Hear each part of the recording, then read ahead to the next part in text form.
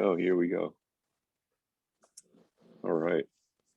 All right. Well, I don't know how proper my introduction will be, but I have known about the ministry of Northwest Family Life for a couple of decades, since we helped a dear friend of ours who was in a domestic violence situation engage with this amazing ministry.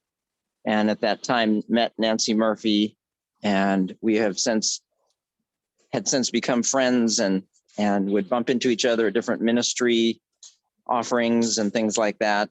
And God would just, on a pretty regular basis, just lay that ministry on my heart to pray for them and just think about them. And I bumped into Nancy a couple of years ago at the Higher Ground Men's Conference.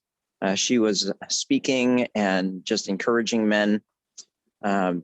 And we started talking about the ministry, and they were having this, and I told her, I said, if I can ever help or support the ministry in any way, let me know.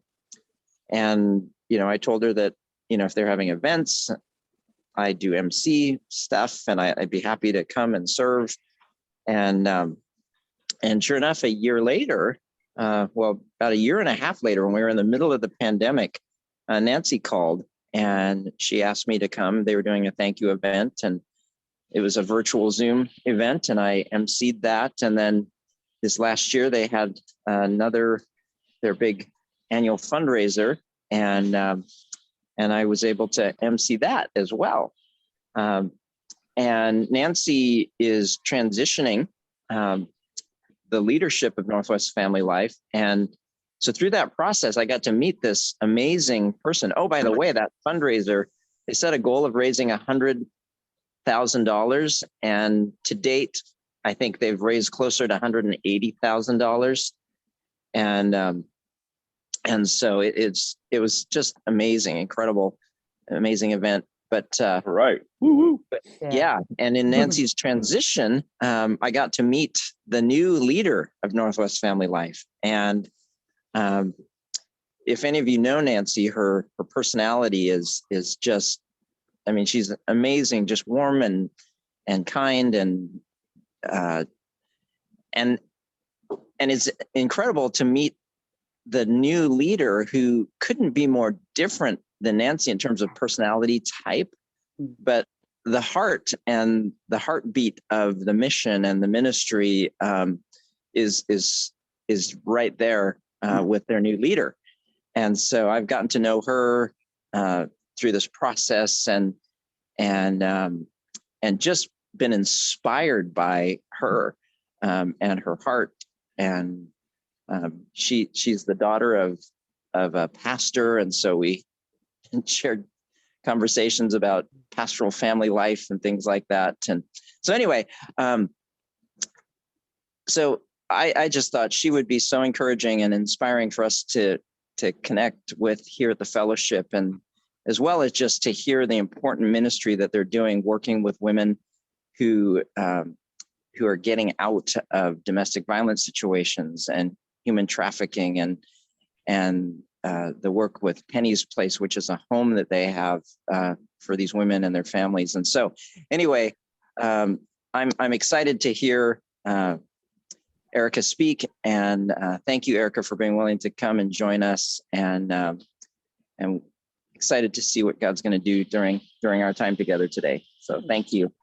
Thank you, Garrick. Thank you so much for having me this morning. I'm Erika Gilbert, and it's an honor to be here with you guys. Garrick asked me about a couple of weeks ago, and I just said yes. I'm a yes person. So I say yes and then figure out what I need to do after the fact. So anyway, I just want you to know that it's an honor to be here with you guys.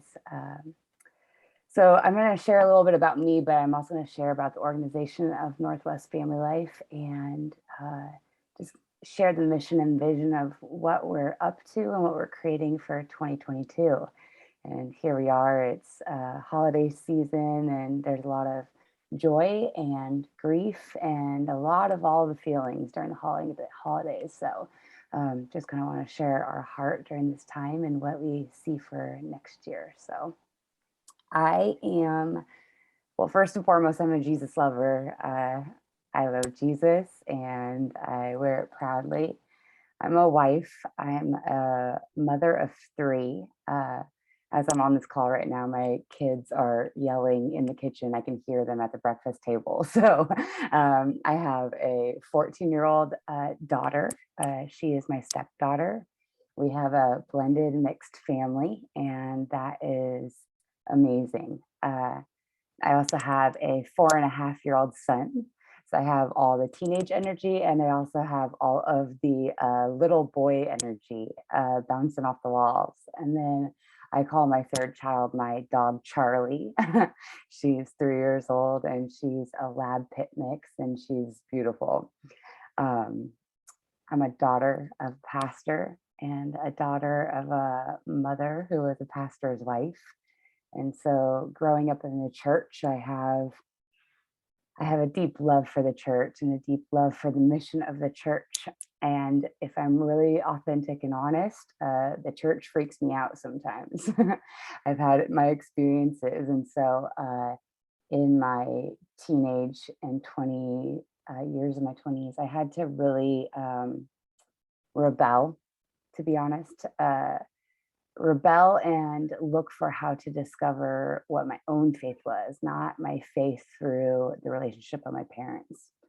Um, and then I am a sister. I have two siblings, one who lives in North Carolina and one who lives North Seattle area. So um, I think as I was praying this morning about like what there was for me to share with you guys, the word joy just kept popping into my head. And I think the reason I want to share joy is because uh, God has been so redemptive in my life.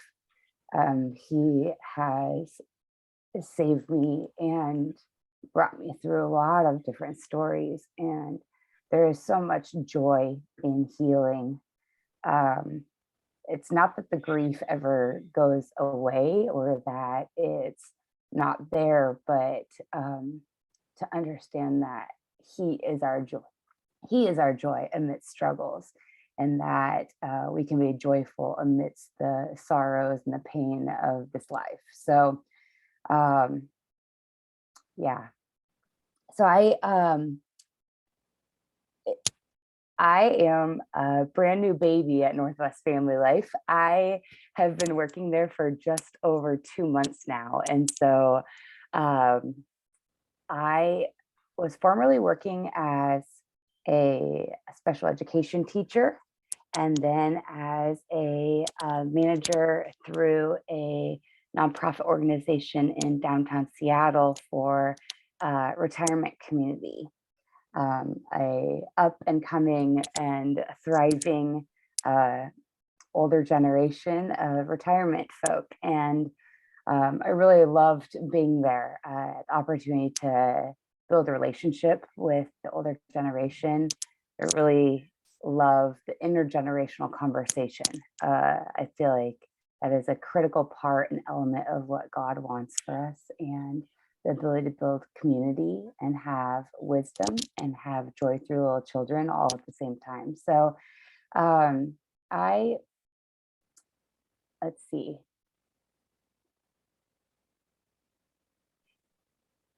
I grew up in Burlington, went to school at WSU, and went to Pullman for my business degree. When I was over at college, I dropped out and moved to Florida and worked with Disney resorts for 2 years. And then during that time, I came back and finished my degree. After my degree, I dealt with depression. I dealt with being mixed up with the wrong crowd and not knowing where God was leading me at that time. And did a lot of different job hopping and never really knew where I was headed, but knew that God was providing me a lot of different tools in my toolbox.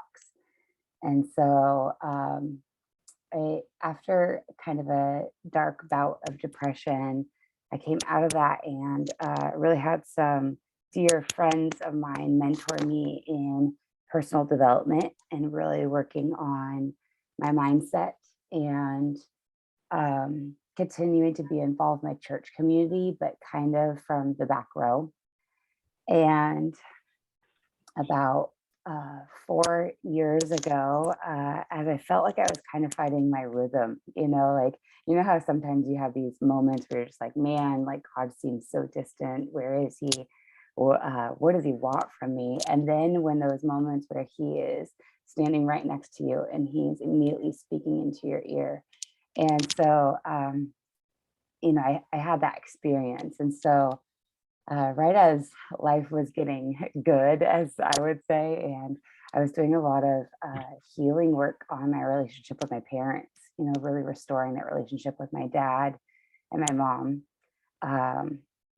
Had 2 really amazing years of relationship with my father. And then he was diagnosed with a brain tumor. And my parents had gone on a trip, had come back from the trip. I was 9 months pregnant, and I, didn't really understand, but they came off their trip, and he was diagnosed with a stage 4 glioblastoma brain tumor. And so that rocked my world. And not only did it rock my world because of the idea of losing my dad, but if you can believe this, I was in 79 hours of labor with my son. And yes, that's correct, like 3 full days.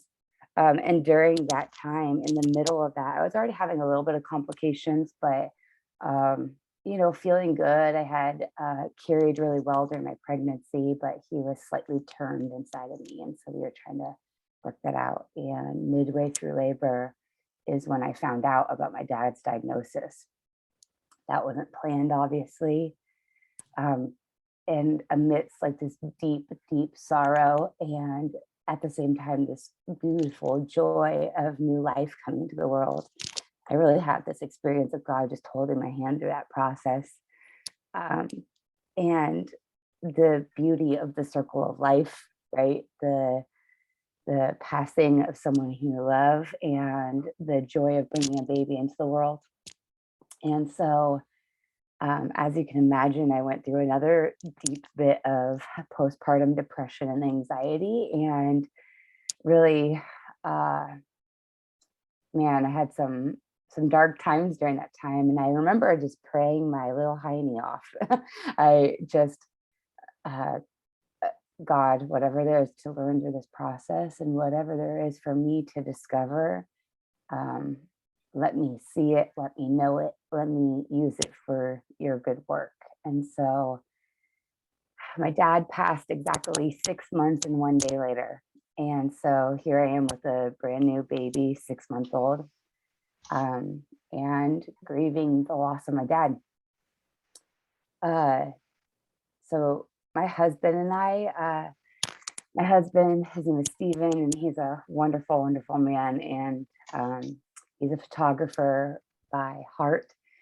He's got a beautiful creative passion. And so when I think back about that time, I would feel so blessed to have my husband in the mix. He was taking beautiful photos of that time. And I really feel like I have a lot of great memories of that time of being able to drive my dad to treatment and back and hold his hand during the car rides after he had literally had his brain just fried. And just what a vulnerable experience that was, and how courageous our family was during that time. Yeah, so here we are today. So about 6 months ago now, I had been working at the retirement community for the past 3 years. After my dad passed, we stayed up near my mom for about a year, just kind of being close to the family and helping and assisting. And then we moved back down to Seattle. And in our transition to Seattle, that hasn't necessarily been an easy one too. We moved into a house, and about a month after moving in, got a notice on our door that they were going to tear the building down and it was going to be used as a high-rise apartment complex.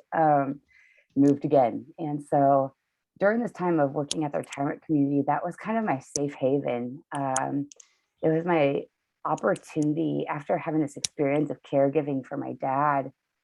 It was my opportunity to love on families and the elderly through grief and loss and transition in their life. And it was this beautiful blending of my worlds. I had been a teacher formerly, so there was this opportunity to teach old people how to use their cell phone and teach them how to open their email box, and but at the same time, this opportunity for me to really do some healing through telling my own story of watching my father pass and being able to be a listening ear and a crying shoulder for those who are experiencing that loss themselves. And so I loved being there, but about 6 months ago, I felt strongly that God was kind of stirring my heart in a different way. I felt the prompt of getting prepared to leave that workplace. And for any of you and all of us who have transition jobs, it's not an easy feat. I call them my work family. Your work family is the people that you're with all day long, sometimes more than your work with your own family. And especially during the time of COVID, in March, April, May, when we were in the deep waters of COVID and fear and what that looked like. I was in a retirement community. There was a lot of fear, a lot of concern, a lot of confusion about what was happening and the change of protocols and procedures and what that meant. And our community rallied. We did an extraordinary job of staying ahead of the game as much as we could in being proactive in the COVID measures. And you're talking about 80 and 90-year-olds being isolated in their rooms and trying to figure out how to navigate this weird life that we're in. And so we had some challenging times. So it was hard when I felt God start prompting my heart to leave, because I felt like I had developed these beautiful relationships with residents, with staff, with my team. And it was easier to stay comfortable than it was to start looking for work. And I kind of sat with that for a while. I had had a couple of hard days at work, and I had one really hard day, and I came home and I was angry. I was frustrated. COVID took its toll, and I was burnt out, and I came home one night and I just felt God prompt my heart, like, all there is to do is take action. And so I sat down on my computer and I applied for 50 jobs in about an hour. And if you can just imagine me, like, frustrated, tired, COVID fatigued, on my computer, just on LinkedIn doing easy apply. So LinkedIn pushing easy apply, easy apply, easy apply. And the next day I calmed down, went back to work. Like, I'm okay, I can ride this ride. And the process had already begun. One of those jobs that I applied for was Northwest Family Life. And Nancy laughs about it. Nancy Murphy and I have created a beautiful friendship. I feel so honored to be mentored by her and her team. She laughs because she's like, Erika didn't even apply on purpose. She applied on accident. And that's kind of true. I don't even know that I really read the full job description. I just pushed apply. And so when I got that initial call from Nancy in kind of exploring the possibility of interviewing and going through this process, I admitted to her, like, I don't know if it's a fit or not, but I'm open to exploring it. And I've felt God lead me to, this point. And so I'm open for the discovery. And she said to me, you're by far the youngest person that we're interviewing. On paper, you're the least qualified. And there's something that is drawing me to this conversation with you. And I'm trying to discover, do we hire the, ED who has tons of experience and, we'll take it and run with it?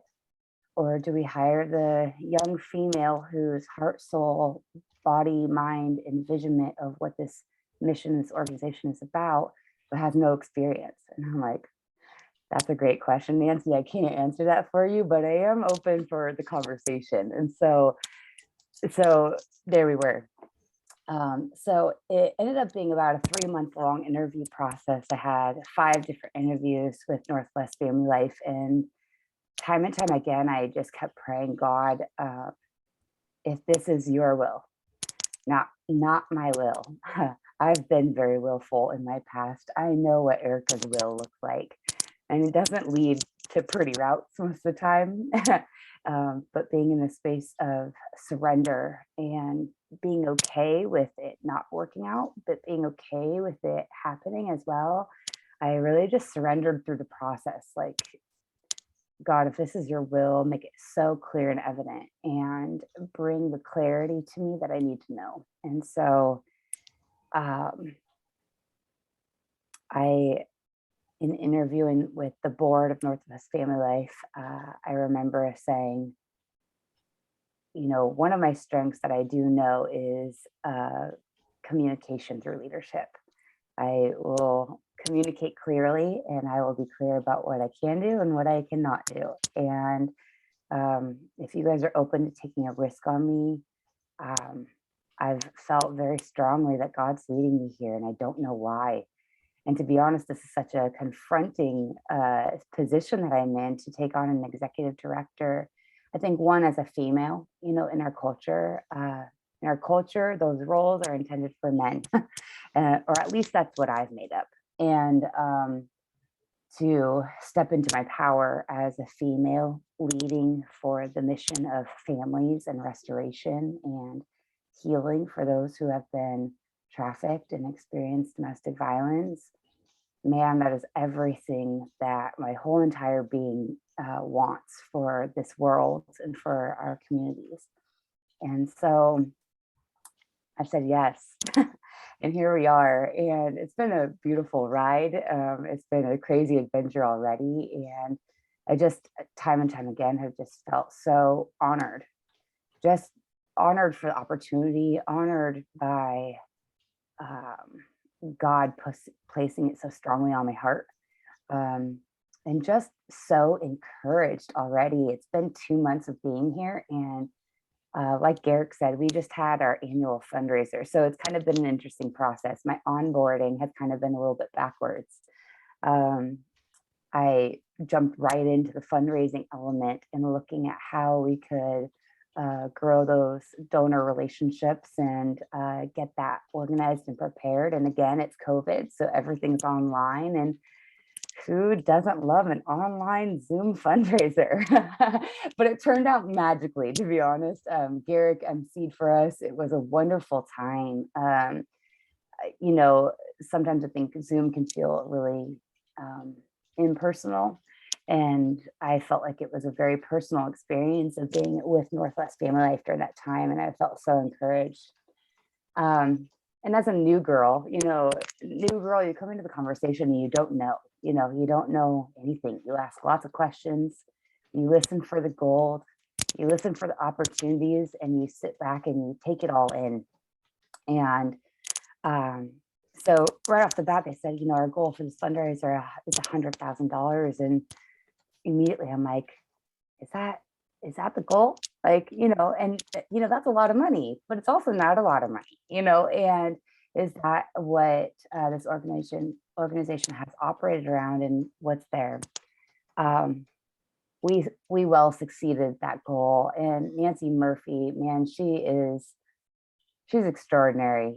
That woman has put her heart and soul and investment and time into this organization. And I just so honor what she has created and her heart for it, and the team that she has rallied around her to execute is just truly extraordinary. And so Garrick's right. We did raise about $180,000 for that fundraiser. And man, for me as the new person coming into this role, there's relief around that. There's opportunity for that. There's so much that we can create in 2022. And with that, Nancy, probably about a month ago, we had a conversation, and this has stuck with me for weeks, and I've been dwelling and praying on this. And she says, we got to figure out whether we're growing an organization to provide hope and healing, or whether we're growing a movement. And that word movement has been on my heart for weeks now. And what is the movement that we have the opportunity to really cause, to bring awareness to domestic violence, to stop the taboo conversation about, DV is not something that we want to talk about. I want it to be something that we talk about, and I want it to be something that we talk about openly. Because here's the reality. I'm looking, we have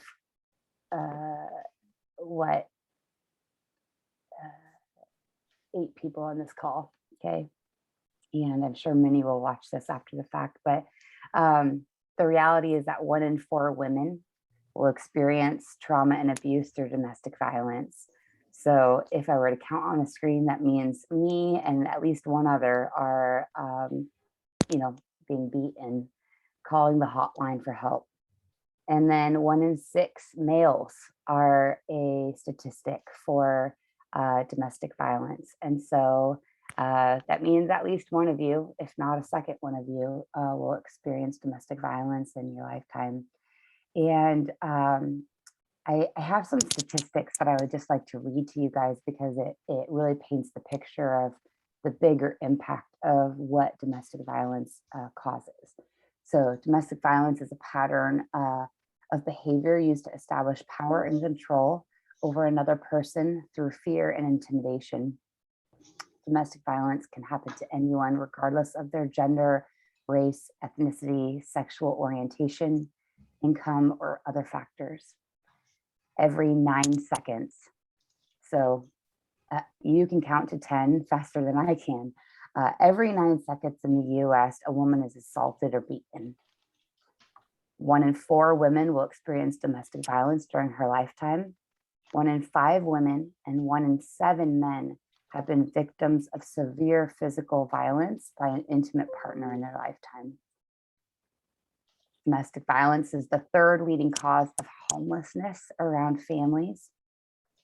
We live in Seattle. We see homelessness every day. And how many of those people have had that homeless experience due to domestic violence? It's the 3rd leading cause. 7 million children, and this breaks my heart, and this is really like 7 million children live in families in which severe partner violence occurs. So you're talking about young ones who observe their mom and dad in altercations, in physical violence, in verbal, emotional, mental abuse. And, that's one of the things that, we can talk about further too is, people think that domestic violence is physical abuse. And there are so many forms of abuse that show up in domestic violence: financial abuse, economic abuse, physical, mental, spiritual abuse. Imagine your partner saying that you can't go and attend your church or your Bible study or your fellowship group. Yeah. More than 3 million children witness domestic violence in their homes every year.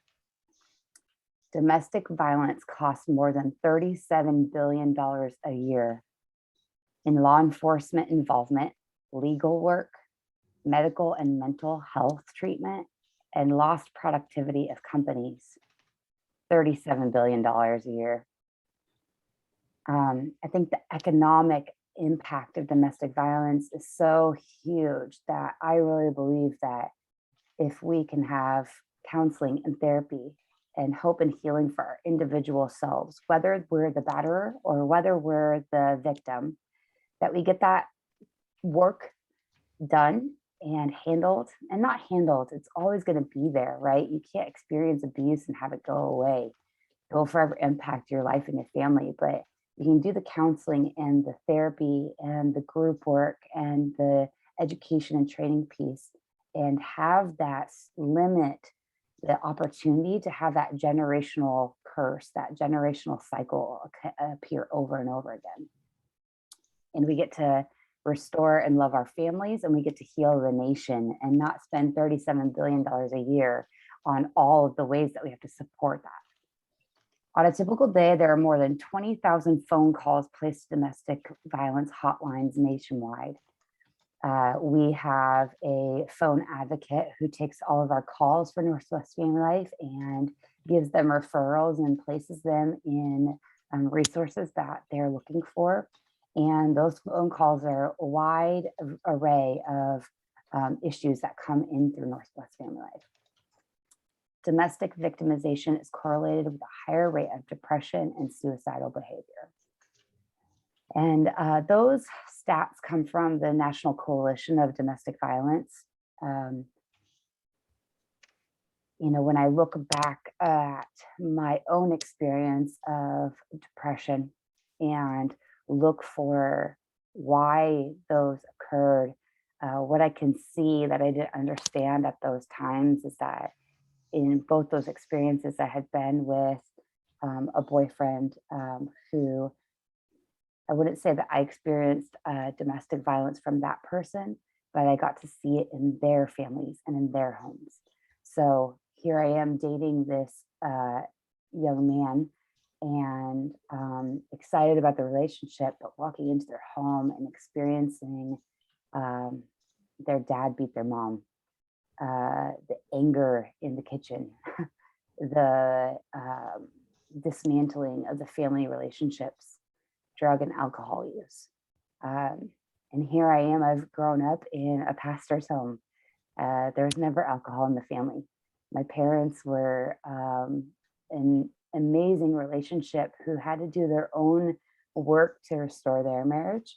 But my family was close and very supportive, even in my really challenging times. And so there's just so much opportunity for Northwest Family Life and for organizations all across the globe that are working with trafficked victims, domestic violence victims, trauma, abuse. There are so many stories to share. And I think one thing that I would love to share with you guys is that specifically in coming to the Northwest Family Life, I've been inspired by 4 women. And I just want to briefly share the stories of those 4 women because I think it is just such the redemptive factor. Nancy Murphy herself is a victim of domestic violence. She was living out of her car with her children. She escaped and fled, and she came to Northwest Family Life for counseling.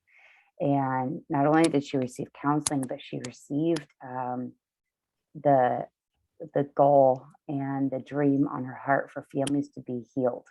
And here we are 30 years later, and she not only did the healing work for domestic violence in her home, but she has grown an organization who, as of today, we serviced over 1,700 clients and individuals in 2021 for counseling and therapy. So Nancy has built this community of people, of survivors, of people who want to work with survivors. And so just what an amazing, amazing mission that she has created with her team. Carol Linlow, she is one of our lead advocates. She teaches Domestic Violence 101. So she is teaching the basics to people that have never been taught the distinction of what domestic violence is. And she's worked with the Gospel Mission. She's worked with Hope Place Union. And so she has been with us for many years now too. Again, a survivor, and has had her own story with domestic violence. And here she is. She is now leading our programs. You know, she's gone from the rock bottom to a place of passing along the story and offering healing to other people. We have a newer program called Project Be Free. Katya Warjic, she is in the South Seattle area, and she is a counselor, and she's a person of color, and she is an amazing leader with our organization of Northwest Family Life. And she's out to interrupt the generational conversation, and that is extraordinary. And specifically with the community of color, really reaching out to those families and creating mentorship program for youth and teens to have a mentor in their lives that can coach them and lead them alongside them if they have been in a family that has experienced domestic violence.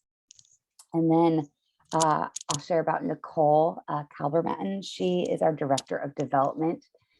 She is maybe somebody that some of you have been in communication with if you have donated and worked with Northwest Family Life. She overwrites our grants.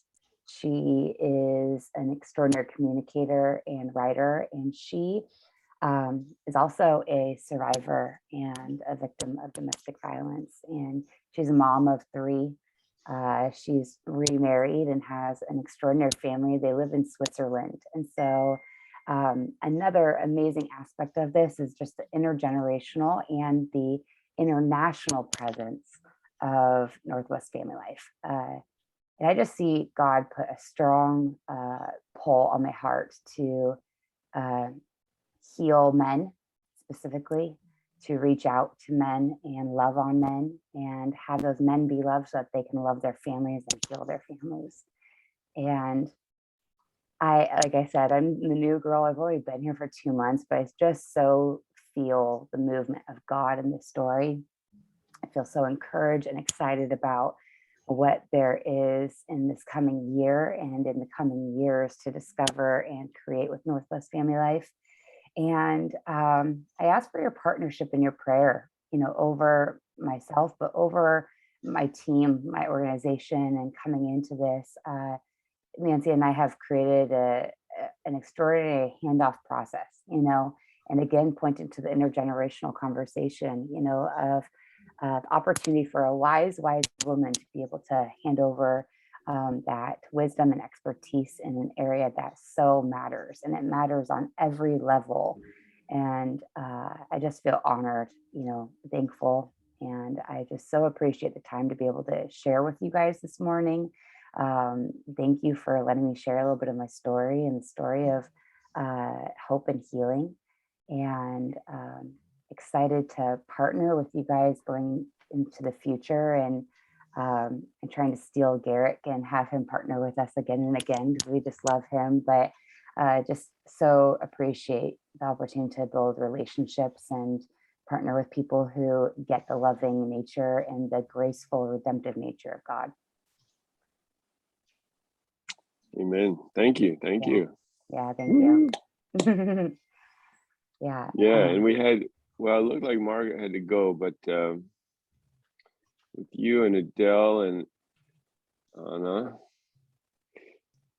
early on, it was like half women here. We're still at 4 out of 9 or 10. Yep. The first thing, right when you were finishing there, talking about that and the effects and the reminded me a couple of weeks ago, we had a guy share who helped develop Vision House for homeless people, and then they developed all these other services around it. And then after he left that, he felt called to go work specifically helping, mentoring, training, teaching, bringing back to church men. And he said to him that seemed like moving upstream, because that's where unhealthy men were a lot of the problems. And we talked about domestic violence and that type of thing. And then here you are downstream catching the effects of all that, talking about the same thing. Yeah, I'm so glad you said that, because that is it. It's how do we go to the root source? How do we support these batterers who have never been in healthy homes themselves, and now they're adult men who are recreating the wheel in their own families, unfortunately. And I really believe that, and that's not to say that there's not women batterers. There are, but statistics show that, if we can love these men up, work with them, heal them, teach them distinctions over love and acceptance versus power and control. There is so much available for them to do that healing work. I also, I'll do a shout out to my home church's Radius up in Mount Vernon. They have a mission, and their name is Radius because they want to have a radius impact, in their immediate community. But on top of that, their focus is the 35-year-old male. And in some of their own research and discovery, what they found is moms are coming to church by themselves with their children. And if they can bring those husbands, partners, boyfriends into the mix and have them be a part of the community through the church, what does that create? That's the mission. So, yeah. You should, sorry. Well, just on that whole note, I do want to really jump in and talk about that upstream real briefly, just because I didn't know that they had a work that they were doing with teens and children of domestic violence, because that's how the cycle repeats, is that if you experience it and you see it, then that's kind of what you know, and then that's how you function. And so that aspect of the ministry to me was just really exciting to see, and I think really critically important to the future. Yeah, absolutely, Garrett. Yeah. And like it said, the statistics for depression and suicide, our suicide rate for teenagers is through the roof during this time of COVID. And that is so heartbreaking. And I just wonder how many of those teens have been isolated into families doing online school and having to listen to their parents duke it out in the next room. That's what we're talking about, is they don't know how to get out of that cycle. They don't know how to get out of what they know doesn't work. And there's a lot of healing work to do on families. And it's interesting because I've kind of had this tagline for myself long before coming to Northwest Family Life of, I am committed that families thrive, not survive, but thrive, that they get to thrive and enjoy the beauty of family, the beauty of honor your mother and father, be friends with your siblings, and have that be the lasting relationship through their lifetime. Because I feel honored to be best friends with my mom. I feel honored to call my sister my brother every day and be able to be in communion with them. So, yeah. I was going to ask about, and maybe I missed something. I was getting in my car for a little bit of this coming to work. The recent Netflix stories Made that came out that was set in the Pacific Northwest. Yeah. Do you feel like that's brought awareness to some of the work that you're doing? Absolutely. And helped create kind of a movement for you into this? Yeah. I'm so glad that you brought that up. So we have an advocates group, advocates that partner and work with us all across the nation. We have people in Turkey, someone from Nepal. So, we have a really diverse community, and, diversity matters to us. My husband is Black, my children are mixed. I think I feel a deep call for that story too. But yeah, we have an advocates call every week, and we've been exploring series by series the story of Made.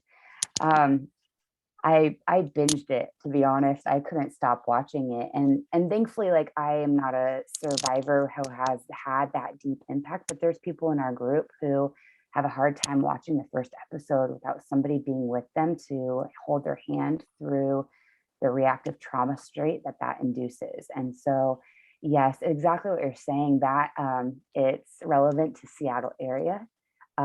It perfectly paints and illustrates the story of what domestic violence looks like. Well, he didn't hit me.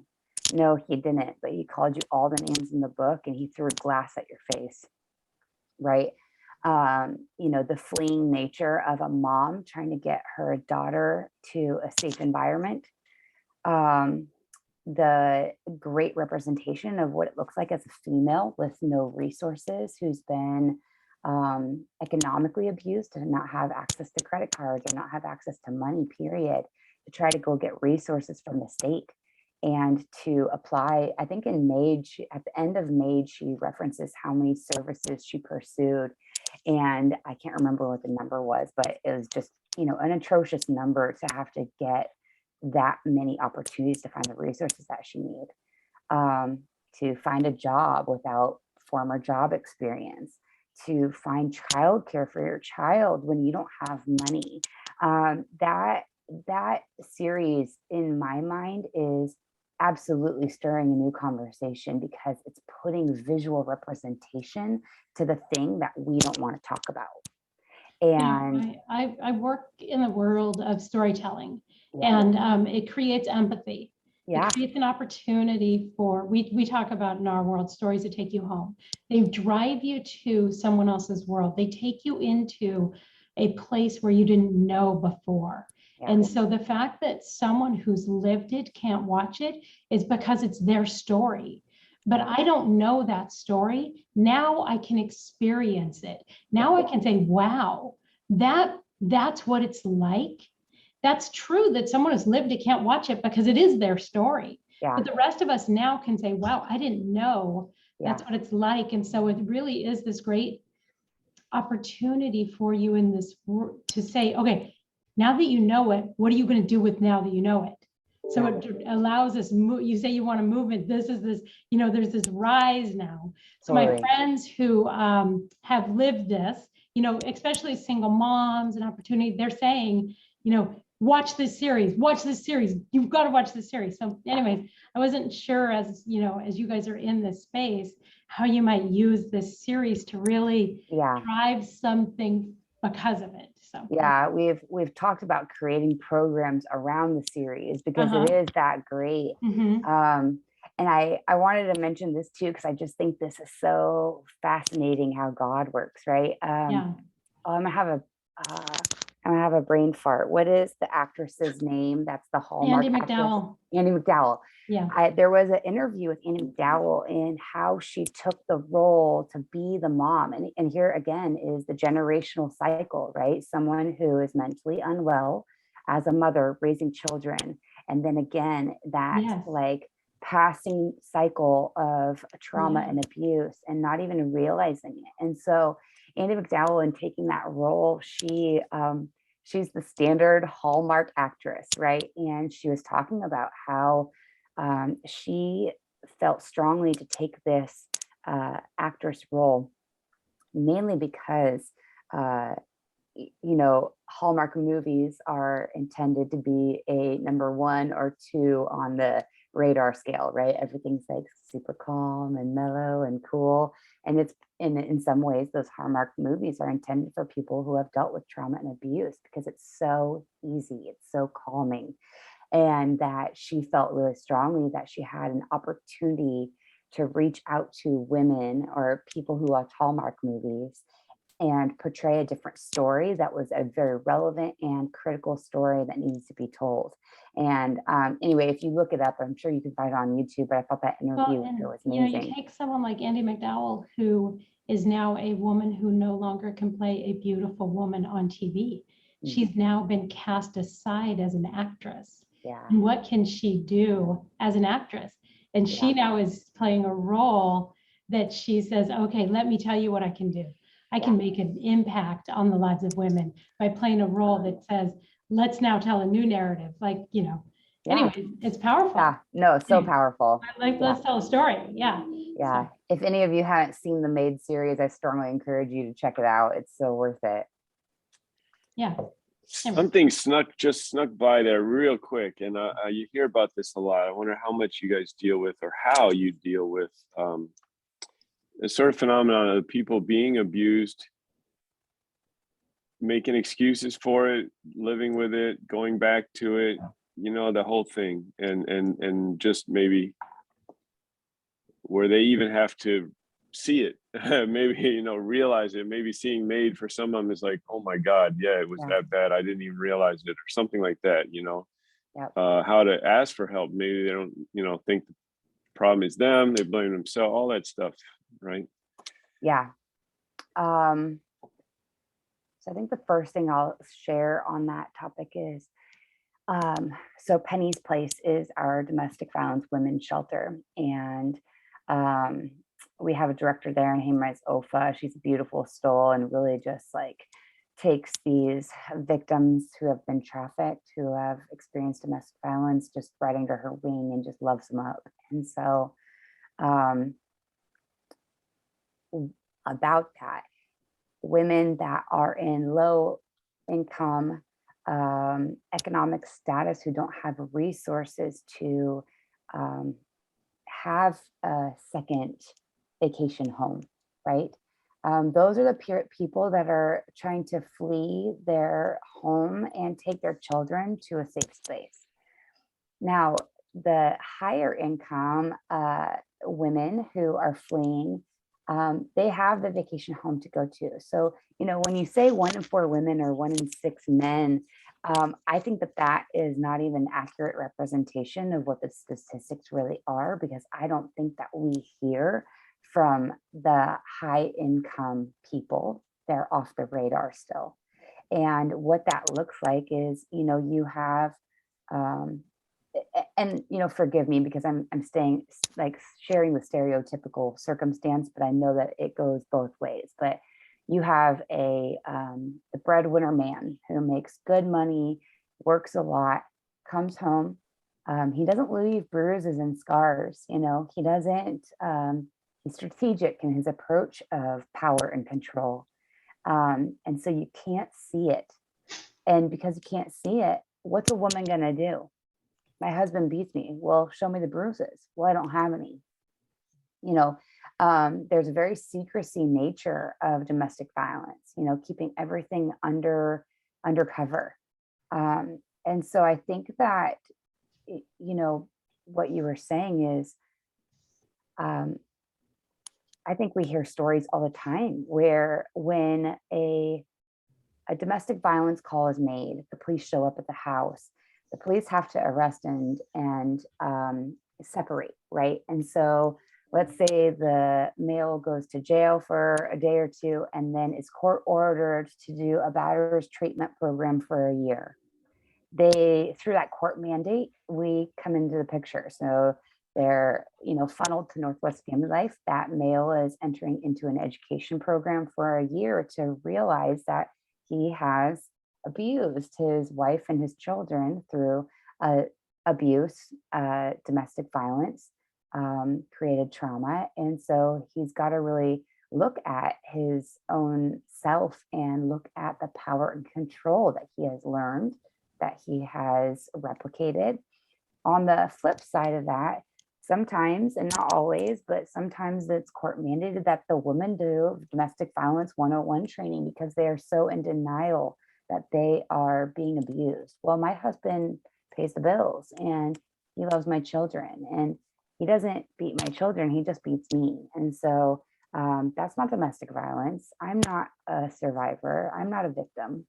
And if you've grown up in a home where domestic violence is normal and your parents never received that training, education, therapy, counseling, then that's normal to you. You don't even know that there's a problem here until it escalates, until there's a point where he threatens to kill you and your children, and excuse me. I think lots of times we're dealing with both sides of the coin, right? An abuser who doesn't know that he's creating that environment, and a victim who doesn't realize that they're a victim. And so that education piece is critical. You don't know what you don't know. Does that answer your question? I'm sorry. Yeah. No, I think so. I mean, I'm also fascinated. I'm glad you touched on this many times, the overlay of physical with like, well, financial, how important the financial is in all parts of this. You know, maybe Yeah. the whole family itself is struggling financially, but then when you're separate, it's even worse, you know, for the woman, especially if they have kids, and the financial abuse and all of that.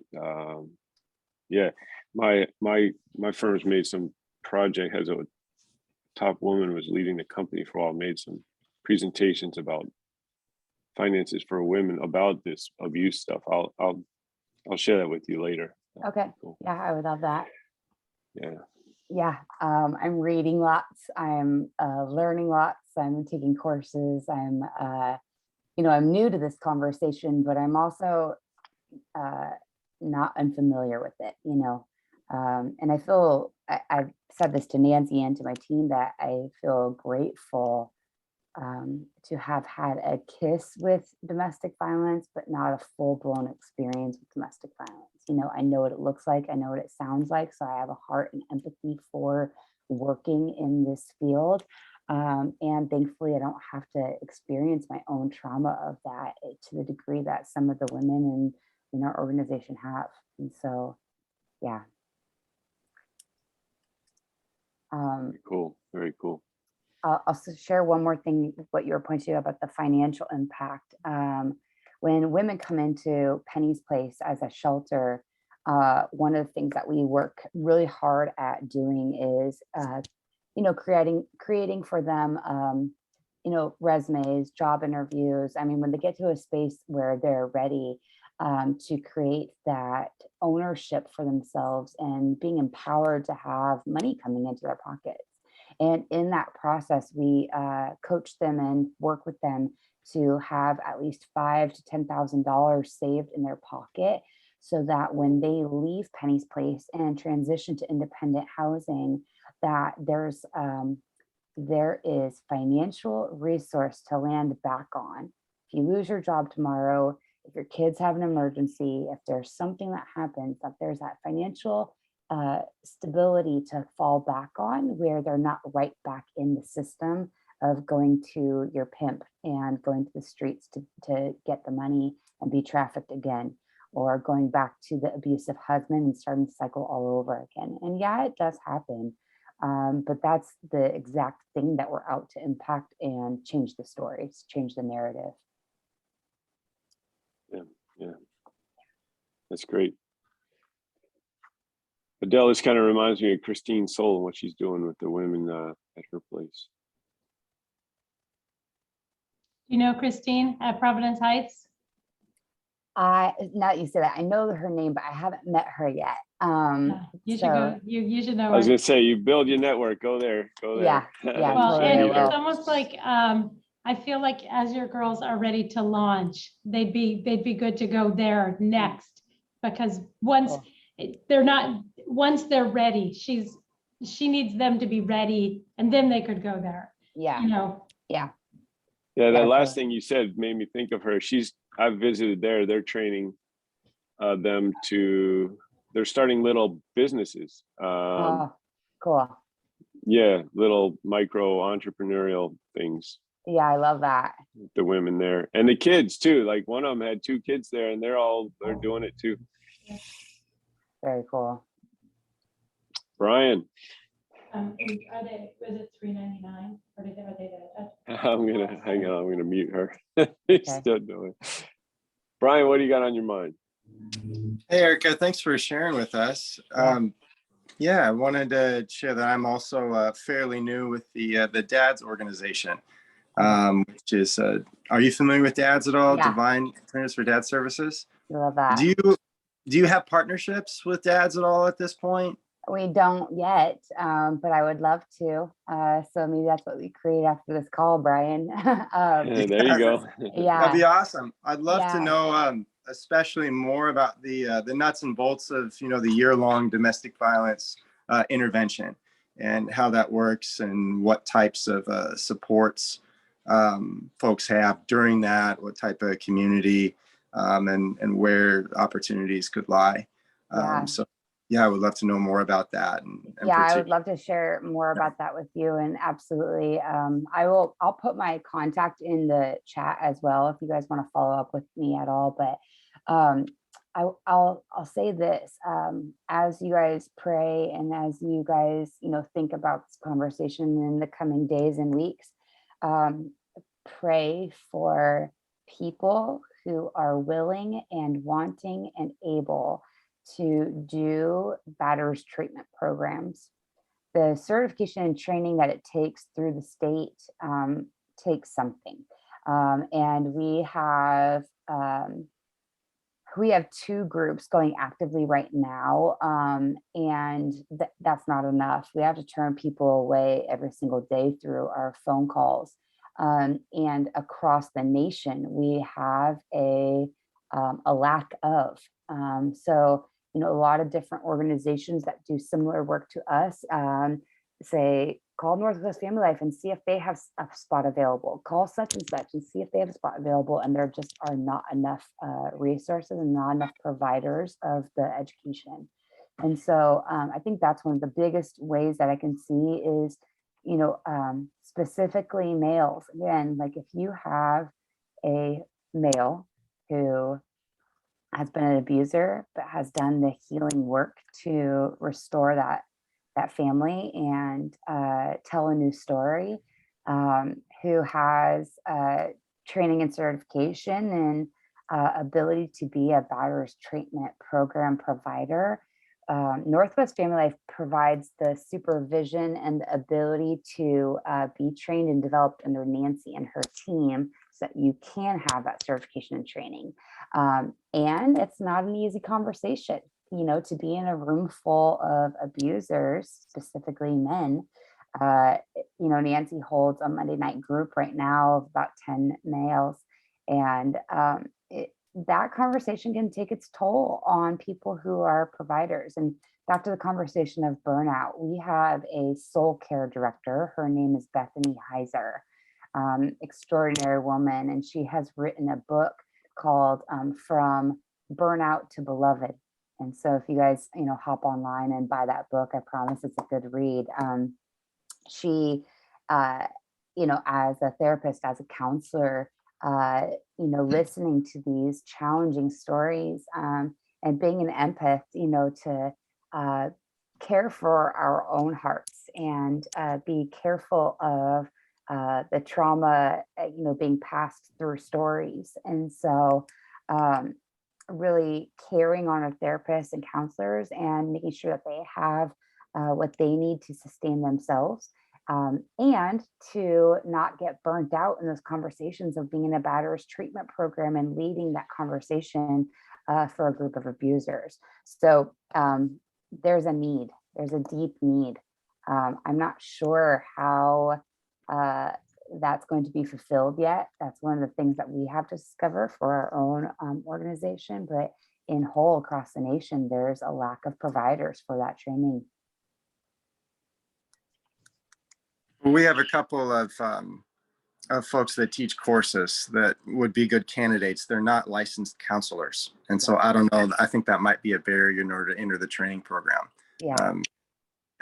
It is a barrier. And I think, I'm a firm believer of people's hearts. I don't let money or education get in the way of what God's putting on your heart, right? So if you have a deep desire to give back and feed and nurture those conversations, then let's get you the training and the education, the resources that you need, because that, like I said, the statistics show it, the economic impact all across the board of what DV causes. That's what we're out to interrupt. I'm not going to have a person that has the heart to lead, who doesn't have the resources or money to pay for the education. Let's work that out. Let's have a bigger mission to really make a difference in that way. Sounds great. Looking forward to continue conversation there. Yeah, me too. Thank you, Brian. Yeah, totally. Christopher? Erika, we in this pandemic, we've been dealt a blow there too, because the domestic situation is such that a somewhat functioning extended family or acquaintance group might be able to point this out, even to the guy that lived in this trailer and was abusive in the maid. Yeah. But there's so much dysfunctionality there. And now with the pandemic, we are so isolated that just like everybody pays their taxes, it sounds crazy, but maybe every male and every female should be going through a checklist every 6 months. And am I loving and accepting, as you said, or am I a little bit strong and maybe assertive? But I thought that's what kept the family together. And that goes a long ways from being power and control, especially if that's used in such an insidious way as the maid. I guess I'm rambling, but to say that for men, not defending them, but it's such a ubiquitous, your numbers are so gargantuan, but it's true, we know that. Yeah. Yeah. So who's there to help point it out and then to help sort it out? Down South King, where I am, Federal Way, we have Fusion, been here for over 25 years, I think. Peggy Laporte, probably haven't met Peggy yet either, and she stepped back from it. But it's this all over again. I mean, they actually just bought a hotel as a shelter for 32 situations of women and children in domestic violence, domestic abuse. But I guess the question coming back to it, one, what's your take on how the pandemic has fueled the fire? And then also, there's no silver bullet, but how does the average man and or woman do an umbilical check to say, am I involved in this, or am I just being a strong person, or am I just being a couch potato? Your thoughts on that, just very quick. So first, I'll point to the statistic. In King County alone in 2020, the domestic violence calls and rate has quadrupled. So I mean, that statistic alone is just wow, because what you were pointing to is, you pre-pandemic, you had people who were, families that worked, families that were doing okay, families that were involved in community, involved in church, involved in, whatever they were up to. You have people who are isolated and frustrated and fatigued by the isolation, not having those resources and community to hold their hand like they're used to.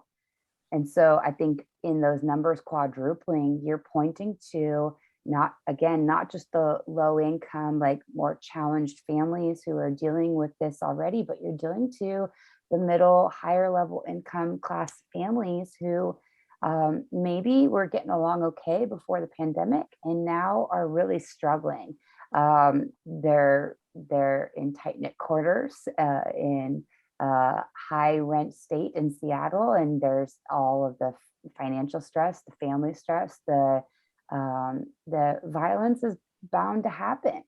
And I don't think we know as a culture, as a nation, as an organization, I don't think we even know how to come out of this pandemic yet. Like what you were pointing to of, doing a check-in every 6 months with yourself, we as a culture have not put enough emphasis and priority on mental health and well-being. And we're suffering from that now. This was bound to happen. And I watched my 14-year-old daughter,